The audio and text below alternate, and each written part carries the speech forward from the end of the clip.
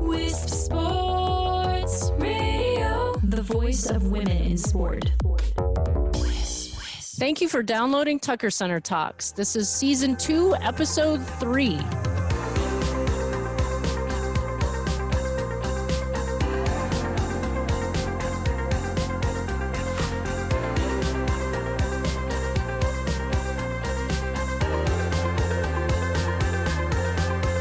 You're listening to Tucker Center Talks, a podcast from the Tucker Center for Research on Girls and Women in Sport at the University of Minnesota and a co-production with Wisp Sports.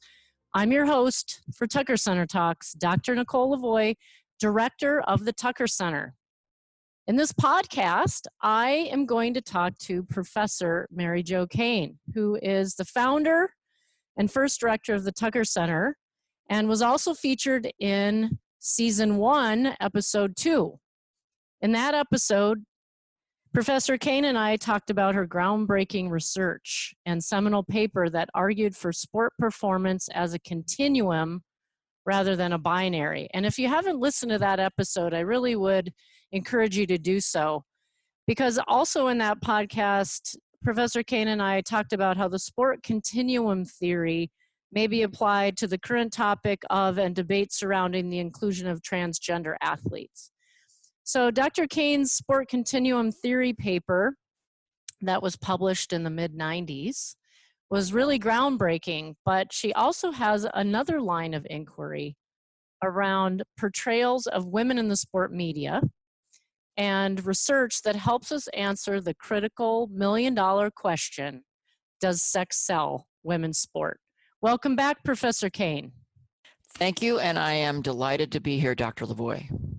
So first, for those listeners who may not be familiar with the sport media research and particularly your line of inquiry around this topic, why do sport media portrayals matter of women's sport and female athletes? Why should we care? Well, there is the old adage of if you can't see it, and literally and figuratively in terms of media images, you cannot be it. And it's not just images in sports, but just images in general. The culture is enormously impacted by and reflected in the kinds of images, media images in particular, that are created. And over the years, in terms of how female athletes have been represented in the media, it has been the case that they are much more likely to be presented off the court, out of uniform, and in sexy babe poses. And that has long given the message to the culture and to female athletes themselves that they are first and foremost thought of in terms of how pretty they are and how sexy they are, rather than how athletically competent they are. And that matters a lot. Yes, and I think it also matters because when young girls and young women see these continual sexualized images of female athletes, they're role models, they're heroines, that it also tells them that their bodies are objects to be consumed, which can lead to eating disorders and anxiety and depression and a lot of psychosocial outcomes for young girls that we don't want, specifically when they consume images of sexualized female athletes. So there's a lot of reasons why it matters, but I have to ask the question because you know as well as I, people ask us the question, why should we care if female athletes are sexualized? What is the big deal?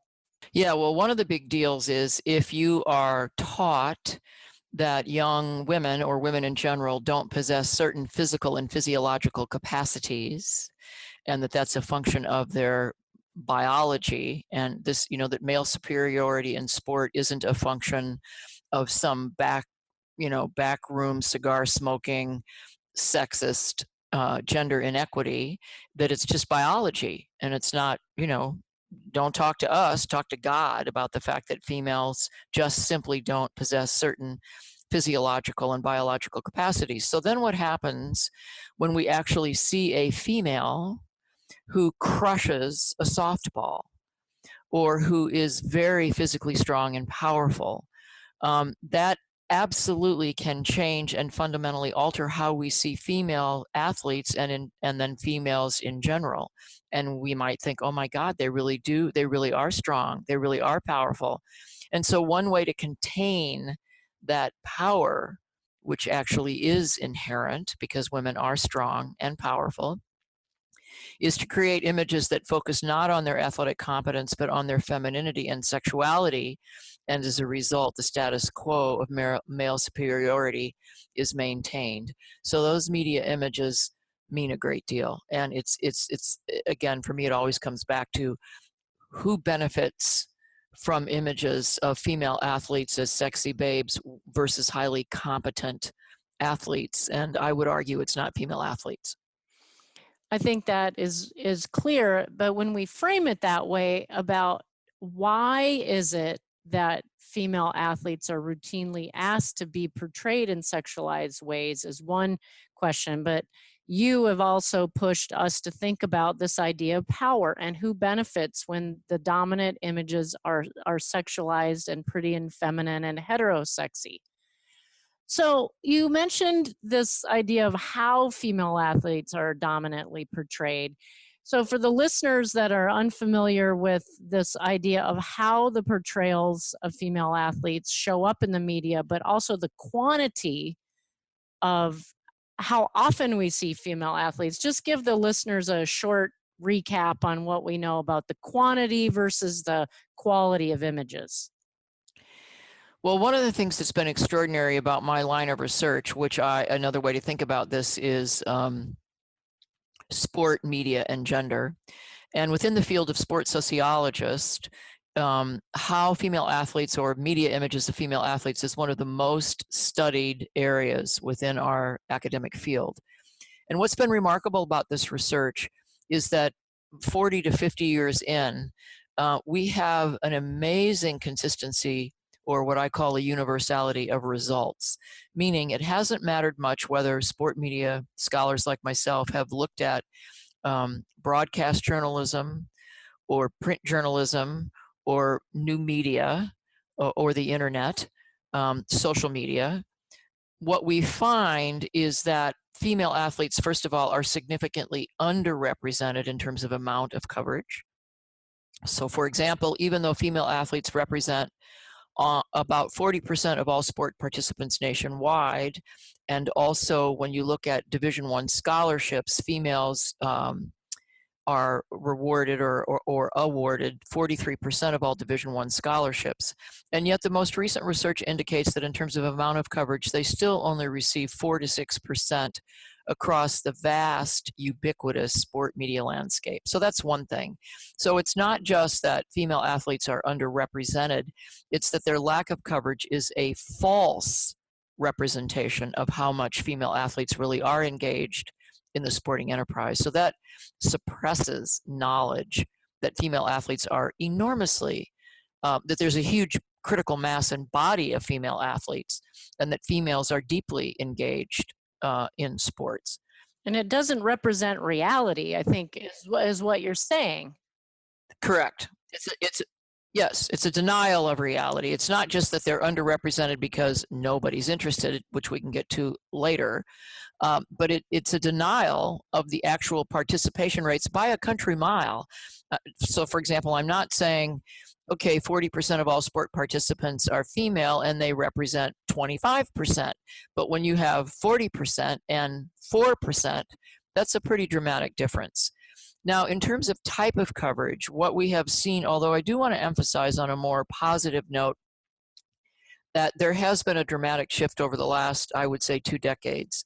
But historically, traditionally, female athletes are significantly more likely than male athletes to be portrayed off the court, out of uniform, and in highly sexualized, or what I call sexy babe images. And again, this doesn't highlight or emphasize how incredibly gifted these women are, how incredibly powerful they are. Now, over the last, as I just said, 2 decades, and I would say maybe even the last decade. And you can see this in terms of now how the WNBA represents itself, how ESPN, when it covers the WNBA, portray female athletes. We saw this big time in the Women's World Cup this last summer. Finally, media images and media narratives are starting to reflect the reality of women's sports participation, meaning the focus has been on their athleticism, their mental toughness, their training, their strategy, their skill, The rivalries. and that has been a dramatic shift. And I have to say, she said humbly, that one of the reasons for that shift is the research that we've done and then have disseminated to a lot of the gatekeepers and the decision makers, so that now those who produce sports, women's sports, see that it is in their interest to portray female athletes as highly competent. Yeah, and I think there's a couple points I want to piggyback on, Professor Kane, is one, when we're talking about the quantity of media coverage, I think we'd be remiss if we didn't mention that some of our other sports sociology colleagues, Cheryl Cookie, Mike Messner, Margaret Carlisle Duncan, have also found similar results in their gender and televised sport media research. And I know that Dr. Cookie is currently looking at the next data collection, and I will be really interested to see if that percentage has gone up or down or stayed the same with this next iteration of her data.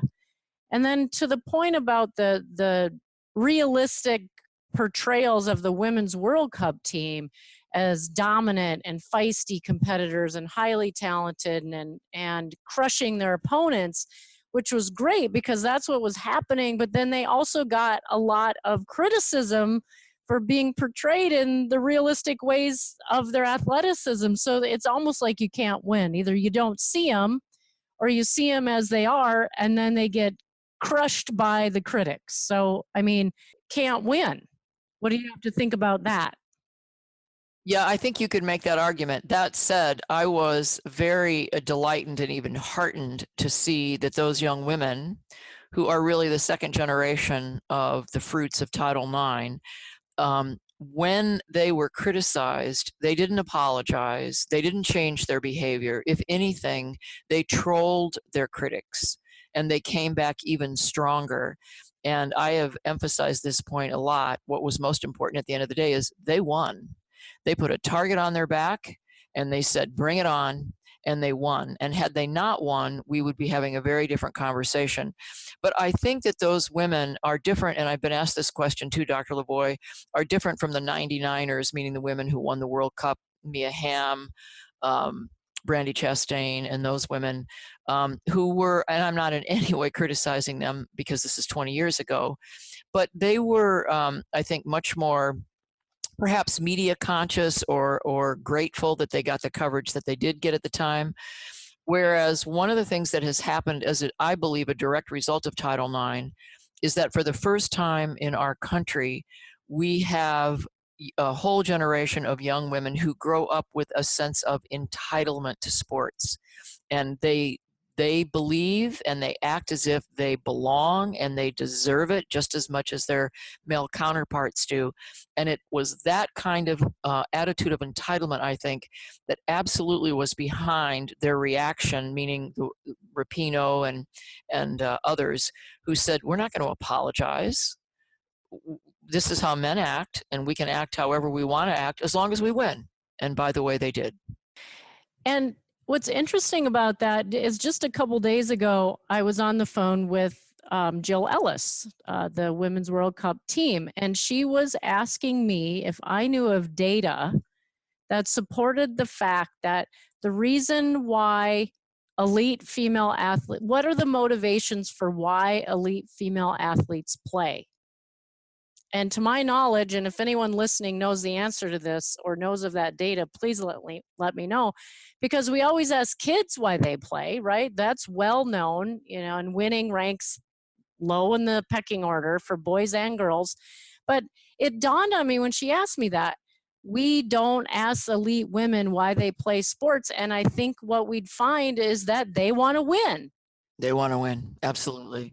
The Women's World Cup team isn't playing for their health and for physical activity and to make friends. They want to dominate and win.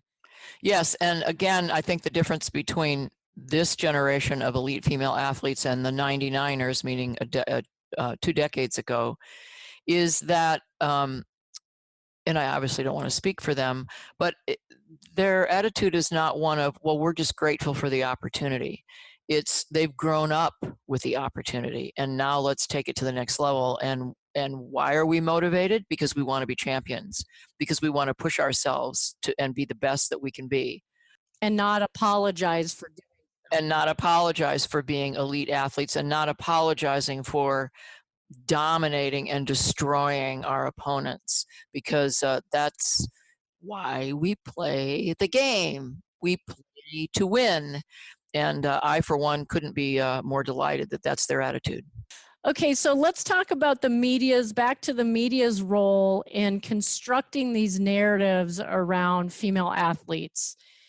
One of your early media studies looked at the cover images of collegiate media guides for athletics and looked at the pictures on the front of the guide. And you did this with a colleague of ours, Dr. Joe Bicey. And you compared the covers of the men's sport media guides and the covers of the women's sport media guides. And tell us what the key takeaway is of this study. Well, the first thing to say is that the reason that Dr. Bicey and I, who was my first PhD student here at the University of Minnesota, the reason that we looked at media guides, and this is going to seem like an anachronism because I don't even think Division I schools even put out media guides anymore. Well, they're digital now, so there's no hard copy. Yeah, that's what I mean. Okay, right. So what was important in those days is that media guides and media guide covers in particular were very consciously constructed images of how a university, an athletic department, and a particular sport wanted to portray their athletes in that particular sport in that particular year. So again, it was consciously constructed. And the reason they were called media guides is that these guides were sent out to members of the media to say, this is who we are, this is what we stand for, and here, media, use this guide and these covers to help frame this media story. The other reason that media guides were important is because these were the guides that were sent to recruits and their parents. And so the key takeaway here is that these images are consciously constructed narratives and images of how that particular sport wanted to portray itself writ large.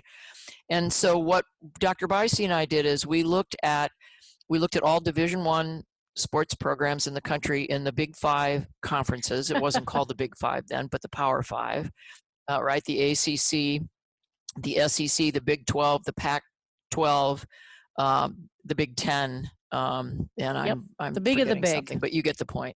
The Big East, the big of the big. And the reason that we wanted to look at Division I media guide covers and media images is because they tended to set the tone for the rest of intercollegiate athletics, meaning Division III would often copy what Division I was doing. So what we wanted to do is say, okay, within Division I athletics, where we looked at every single sport of every single university within every single Power Five conference, and we asked, we said, in the same sport, in the same school, in the same year, how were men's and women's sports portrayed? So how were the women's gymnastics team versus the men's gymnastics team, the golf team, men's golf versus women's golf?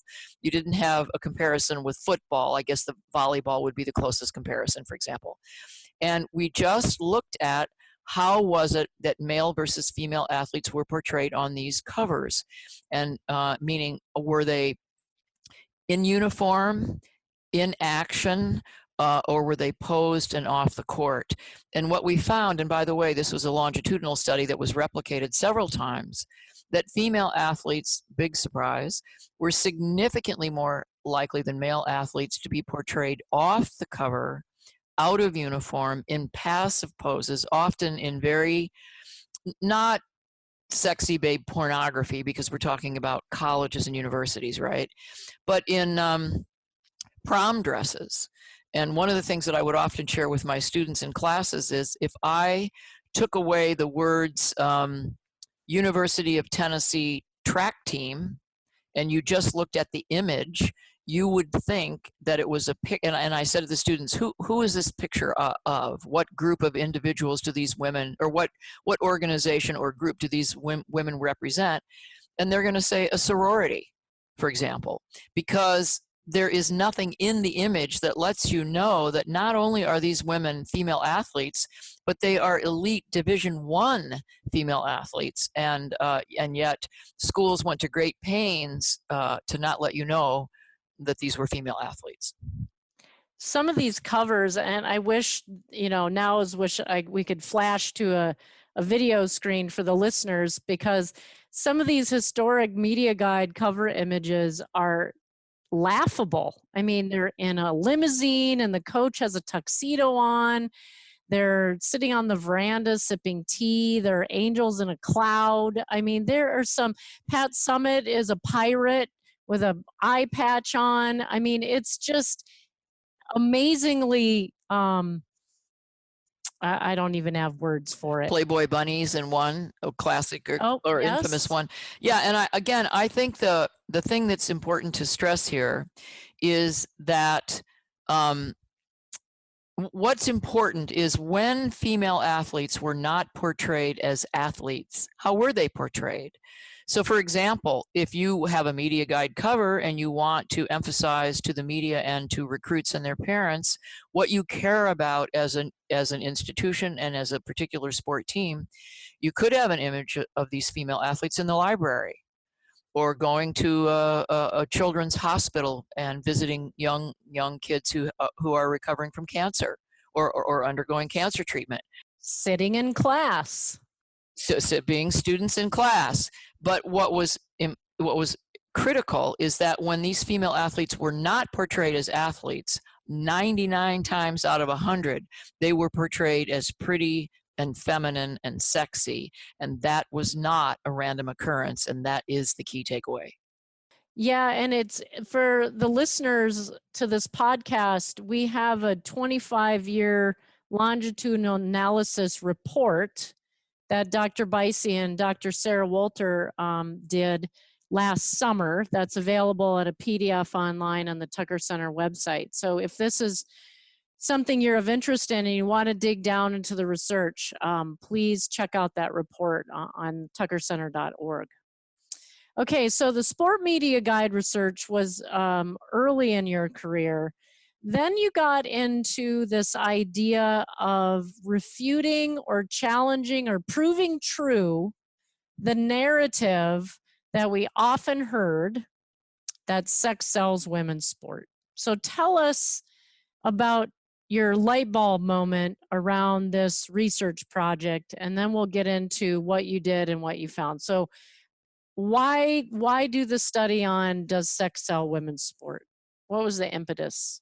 Well, again, early and mid-career, as I was developing a reputation as a sport media scholar, I would share with various audiences how female athletes were typically portrayed in the media, ranging from on-court competence, which wasn't very often, to off-court sexy babe, and in some cases to sort of images of soft porn. And I would go all over the country before audiences that were sometimes supportive, sometimes not so supportive, or just neutral, or just open to whatever it is I had to say. And inevitably, at the end of every one of my presentations, one of the very first questions that I would get, again, whether or not the audience was supportive or not, was, well, Dr. Kane, I understand your point, and I either agree or I don't agree with your argument. But at the end of the day, frankly, your argument doesn't matter, because as we all know, sex sells women's sports. And so if you want to increase interest in, if you want to put fans in the seats, what you have to do is sexualize female athletes.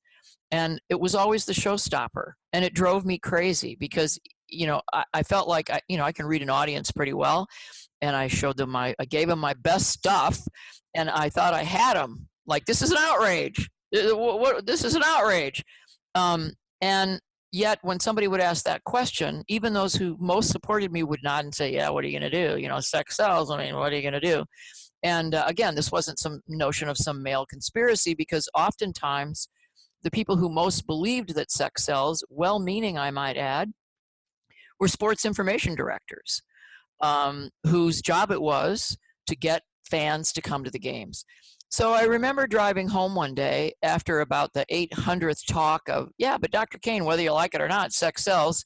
And I remembered thinking, how do we know that? Because I know the research, and I know of not any study in the country that's ever been done where people have had an opportunity to see female athletes as sexy babes, and then the next season see female athletes at the same school as portrayed as highly competent, and then compared attendance ratings and corporate sponsorship and media coverage. I know that nobody had ever done that kind of study. And when I would talk to those very same sports information directors and say, how do you know that sex sells? Have you done any feasibility studies on this? I mean, how do you know that?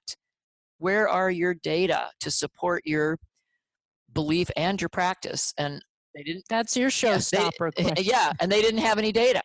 Right. And so I thought, well, we have to design a study that empirically investigates the question, does sex sell women's sports? And that was easier said than done, because I knew that whatever we found would be publishable. But I also knew that because nobody had ever done anything like this, certainly methodologically, we had to be so rigorous that our results would be credible.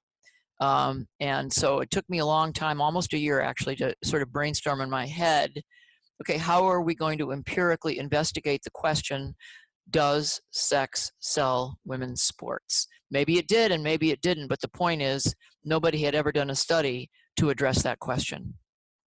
And that was almost 10 plus years ago now that you did the first study with a former doctoral student of yours, Heather Maxwell, where you did focus groups of different, both men and women, different ages, and you showed them images in randomized orders from athletic competence to soft porn, and asked them what critical questions. Well, again, for all of you scholars out there or budding scholars, what I always go back to is, what's the question? And in this particular case, the question was, does sex sell women's sports? So what I wanted to do, or what Dr. Maxwell and I wanted to do, was first of all to take images, not that she and I made up, but that were actually out there in the media in terms of different categories of representation that were exemplars of how female athletes were portrayed, as you just mentioned, Dr. LaVoi, from off-court sexy babe soft porn to images of female athletes on court in action. The other thing we were interested in is, okay, does sex sell women's sports? So who are the people that we're interested in targeting, meaning potential fans? So we had two different age categories, the sweet spot for marketers, which is 18 to 34, and men and women, and then another age group, sort of the dads with daughters and moms with daughters demographics, meaning 35 to 55. So we had two different age groups. We had obviously male and female, and then the other thing we were interested in is in terms of what the viewer or the potential sports fan was going to bring to the image that might influence his or her interpretation of the image, and that was their sports background, whether it was high or low. And then we had three phases to our protocol, and we had four different what are called dependent variables, meaning different ways that people consume women's sports, or men's sports too. I didn't want everything to rely on just one single data point. So we had three different phases in our focus group protocol. The first phase, as you pointed out, was to show these exemplar images randomly to these different focus groups.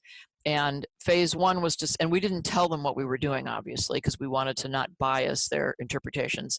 And so we said, we're just going to show you Focus group tip number 1, not bias the group. Right, or research in general, don't bias the group. So we said, we're going to just show you some images of female athletes, and the first thing we want you to do, don't talk to your neighbors, is just write down on a piece of paper the 2 to 3 words that just free associate, pop into your head in terms of how you feel about these images. And then, so we had basically frequency data on phase one. Then in phase two, I wanted to get more quantitative data, and again, we randomized the images again and said, now again, don't talk to your neighbor, but on a scale of 1 to 7, 1 meaning least makes you least interested to 7 makes you most interested. When you see these images, how do they make you feel about reading about women's sports, watching women's sports, attending a sporting event, and buying a season ticket? And then phase 3 was to have people get in a circle in the focus group and ask them to go around the room and share their responses to phase 1 and phase 2. And in that sense, we had frequency data, we had continuous data where we could get mean scores, and then we had qualitative data where we had probes. And it was extraordinarily interesting in terms of what we found. And I don't know if you want me to go there. Yeah, I do, because this study really was the first of its kind, and it got the attention not only of our colleagues in sociology and sport media, but also the media themselves. So I think it's important to share the key findings in this study, and then we'll talk about the follow-up studies after we summarize this one, because this was the key one. So what did we find?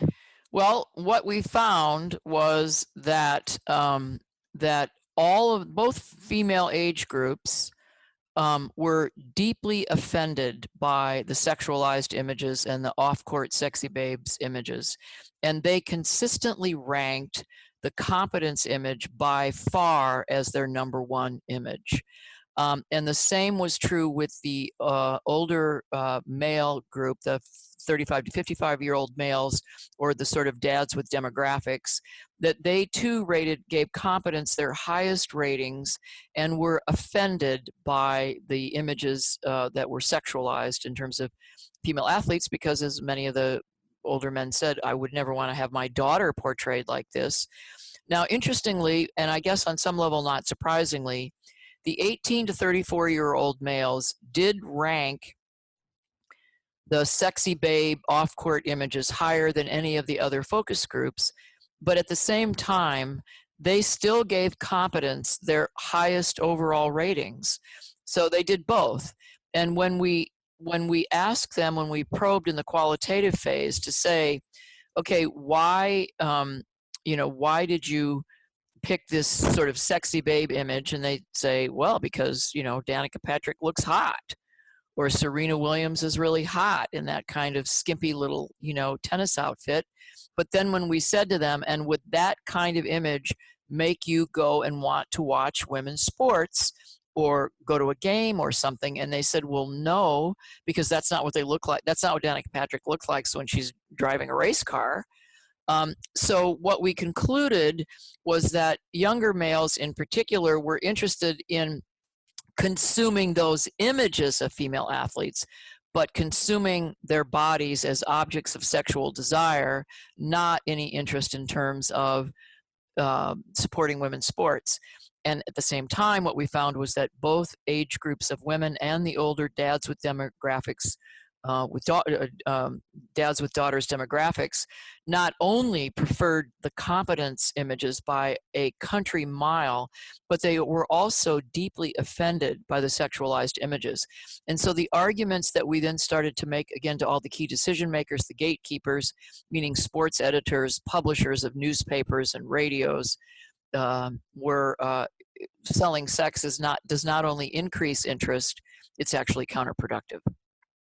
I think that was the key finding for me too. When I think of what was the key takeaway, is that the key demographic that sport marketers are going for, these young men, the high sport consumers, and we're selling them sex, but selling them sex doesn't mean that they're going to be a sustainable sport fan or a sport consumer.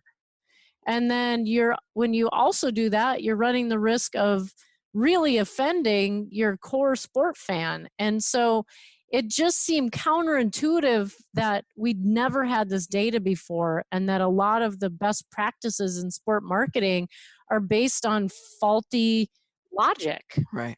And we finally, what's important, and this is, where you take pride in being a scholar and an educator, is that now when people say, but Dr. Kane, sex sells women's sports, I can say, and I do say, not according to the data, it doesn't. Now, having said that, we need many more studies that follow up on the research that Dr. Maxwell and I did.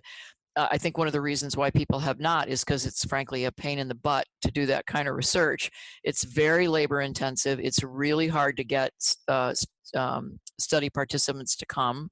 Then you have to transcribe all those focus groups, and then you have to come up with some sort of commonality across what it is that they're saying. But I certainly would encourage, again, for all of you budding scholars out there or young assistant professors, replicate our research, because it really needs to be done. Completely agree. I was here during that time, and I saw how labor intensive it was, and I thought, oh, that's a lot of work for one study. But it certainly was a groundbreaking study, and I think the key sort of soundbite that you got from the study was, you want to say it? Yeah, sex sells sex, not women's sports. Okay, you heard it here on Tucker Center Talks. That's a good one. That's a sticky idea, and it's evidence-based, which is always important. It's not just our opinion, but it does need replication. Okay, so we're coming into the home stretch here. After that study, then we did another study, you and I and Dr. Janet Fink at UMass Amherst in the sport management school there. And we did focus groups with collegiate female athletes, basically with the same methodology. So tell the listeners what we found from that study. Well, again, in terms of a follow-up study, it occurred to me that one group who had never actually been asked how they would like to be portrayed were elite female athletes themselves. I would love to have asked, either then or now as a follow-up, professional female athletes, but they're just impossible to get to.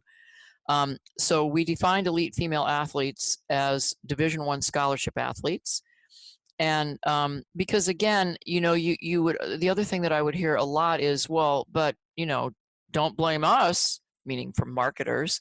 Female athletes want to be portrayed that way. Nobody put a gun to their head. Nobody put a gun to Danica Patrick's head and made her, do GoDaddy commercials. Nobody forced Serena Williams to be pretty in pink, which is true. That's a whole other analysis. But what I was interested in is, if female athletes were given a choice, how would they prefer to be portrayed?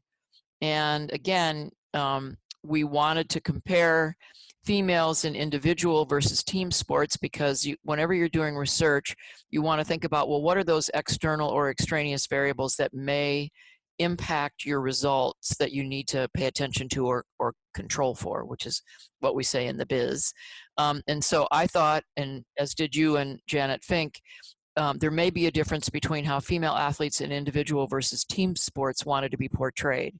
And the reason for that is because, the issue of homophobia and discrimination and bigotry has long been associated with females who play team sports versus individual sports. And that goes back to the notion advanced many, many, many years ago in a classic theory advanced by Eleanor Matheny, who said, as long as you're engaged in a sport that does not require you to challenge traditional notions of femininity and sugar and spice, meaning individual sports like tennis and golf and swimming, you can be a golfer as a female and not challenge traditional stereotypes of what it means to be female. However, if you play softball or you play hockey, or even in some cases basketball, you may do so. So we wanted to see if there was a difference between females engaged in team versus individual sports. And then what we asked them was the following. So rather than do it as a focus group, we brought the females in one-on-one.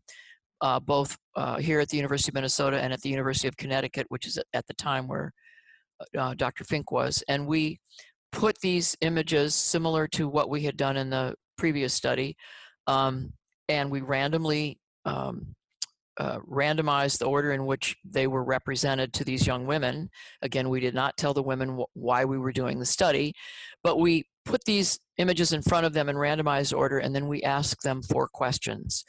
Which one of these images before you best represents A, how you would like to be portrayed, B, how you would like for your sport to be portrayed, C, which one of these images would best increase interest in your sports, and D, which one of these images would best increase respect for your sport. And then, because again, nobody had ever done this study, you just roll the dice and see what happens. And amazingly, and this is one of the most interesting things, at least Dr. LaVoi, you can say how you feel, but of all the studies that I had conducted over 35 years of being in the academy, this was certainly for me the most unexpected result, and yet at the same time the most interesting result, and that is the following.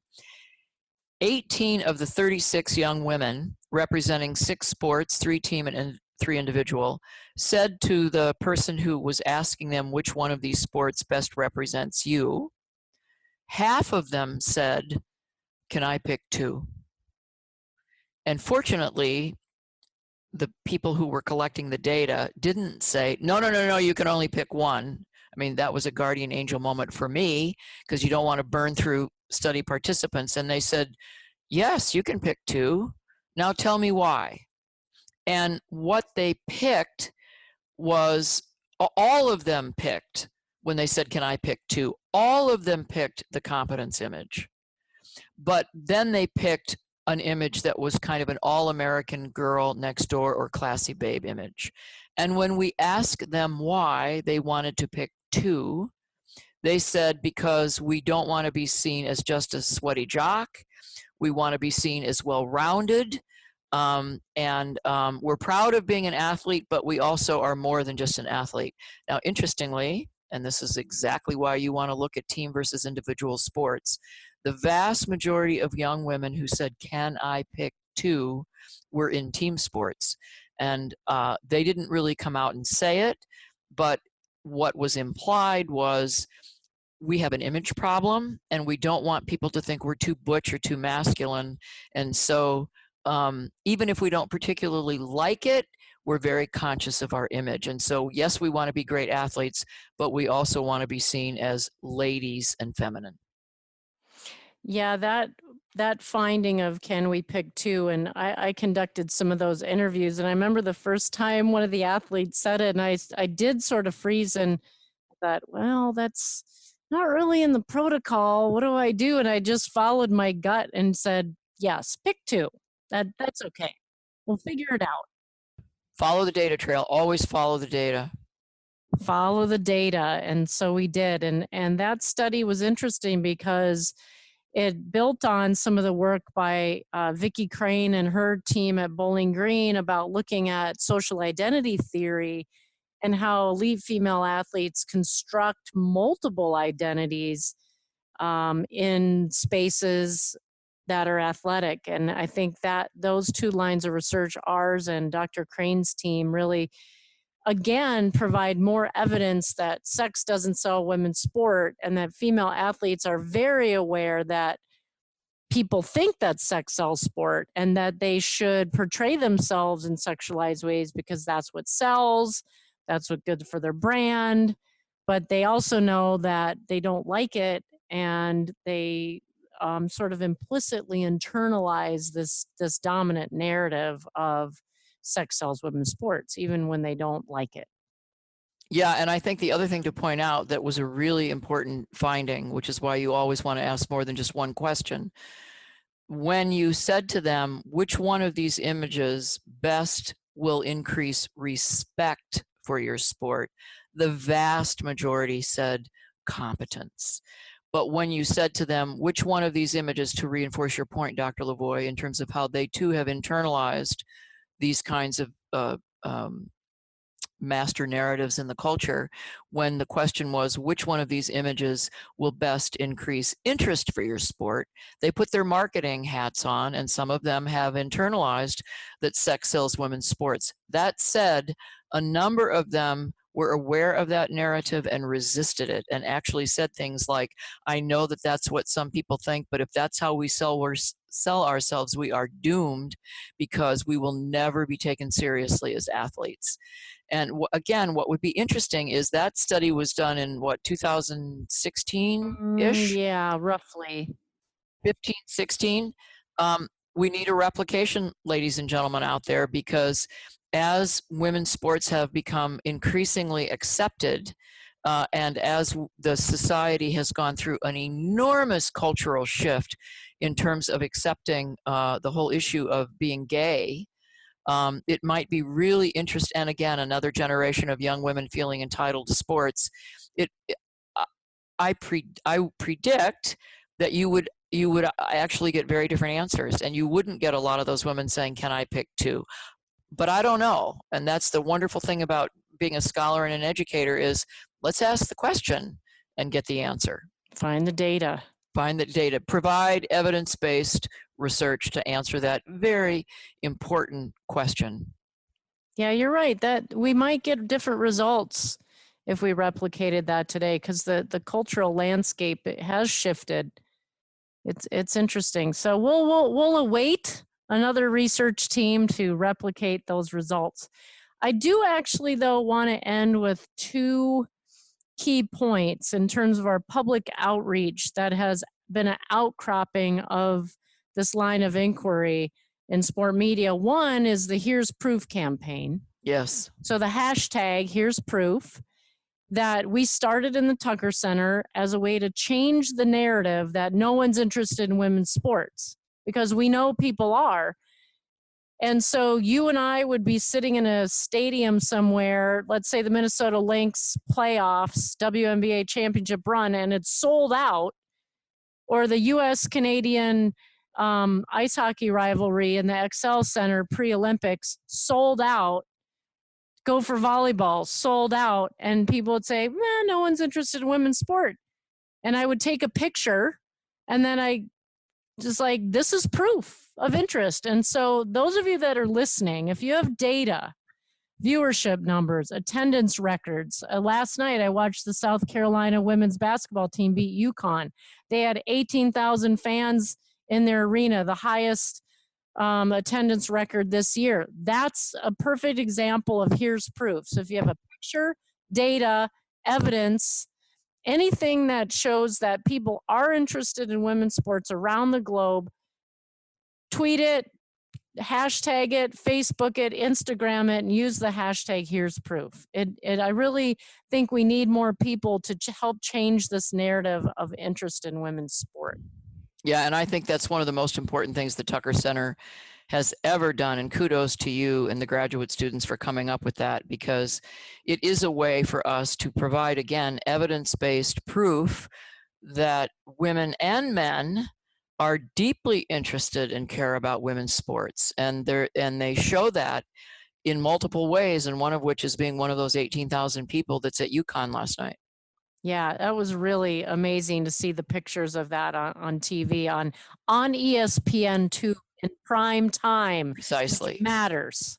Okay, and the second thing I want to alert our listeners to is our documentary called Media Coverage and Female Athletes that came out in 2016 already? 14, 15, somewhere in there. Which won the Best Sports Documentary Regional Emmy Award here. And the actual Emmy Award is sitting in Dr. Kane's office. I can see it on my screen here, and it's shining in the background, and it does exist. So it's pretty cool. So check that out online. It's streaming free of charge on TPT Minnesota. And a lot of people are using that documentary in their teaching, their scholarship, and to create awareness around this idea that people are interested in women's sport and media portrayals matter. Okay, so let's bring it home, Professor Kane. For our listeners out there, we're going to model your key strategy here of what are 3 key takeaways from our sport media research over the 3 decades of your career. What do the 3 things that we need to know, if nothing else? That as we approach the 50th anniversary of Title IX in 2022, and by the way, speaking of women's basketball, the Final Four will be hosted by the University of Minnesota in 2022. You're all invited. Yep, you're all invited. Tours of the Tucker Center will be available. Yep, and that is that what Title IX did is, after decades of being told that young girls and women aren't interested in playing sports, and if they did, they wouldn't be any good when they tried, what we did with Title IX is build them a ballpark and a playing field and an ice rink, and women came in overwhelming numbers. So as I said earlier, the traditional ubiquitous mainstream sports media really does need to start reflecting the reality of how many females play sports up and down the food chain. So the first one is amount of coverage. Let's take it more seriously. I think the second takeaway is that, and I know it's still out there, but sex does not sell women's sports. Sex sells sex. And in fact, it is absolutely counterproductive if your goal is to increase interest in and respect for women's sports. If your goal is to suppress knowledge of and interest in how fabulous female athletes and women's sports really are, then sex indeed does suppress women's sports. Hadn't just thought of that until just now. That's a good one. I know. I was wondering where you're going with that. You heard it here first. Tucker Center Talks. Sex suppresses women's sports. Yay, team. She's got another soundbite. Soundbite alert. I think the third key takeaway is, and this is, I know I'm sounding like a homer here, but why not? So much of what we've done in the Tucker Center, not just my research, but the work that you, Dr. LaVoi, have done on not just media images, but the whole issue of the unprecedented decline in the number of women coaching in the wake of Title IX, which I'm assuming will be a podcast at some other point. Yes, stay tuned, listeners. So much of what we have done in the Tucker Center at the University of Minnesota, we have been able to provide evidence-based research to key decision makers so that we really can advance the cause of providing opportunities and interest in and respect for women's sports. And that's a nice way to spend your day in the office. I couldn't agree more. And it sure makes coming to the office fun, engaging, not only with each other, but with our students and the vast array of visiting scholars and affiliated scholars and scholars around the world that come and help us construct this body of knowledge that helps make a difference in the lives of girls and women in sport. So thank you, Professor Kane, for coming on your second installment of Tucker Center Talks. I really appreciate it. Thank you. It's been an honor. I'm Megan Kahn, host of the We Coach podcast. Every 2 weeks, I chat with female coaches, administrators, or industry experts from a variety of sports across the country. Be sure to tune in every other Thursday on your favorite podcast player for inspiring conversations. I'll see you there. As we conclude this episode of Tucker Center Talks, send us your proof of interest in women's sport and use the hashtag Here's Proof. We'd love to hear from you via Twitter at Tucker Center, or you can tweet me directly at Dr. Sports Psych. Be sure to check out our website at tuckercenter.org. Follow us on Facebook or Instagram. You can find us on digital media if you want to. You can find the show notes with links and resources for this episode at wispsports.com.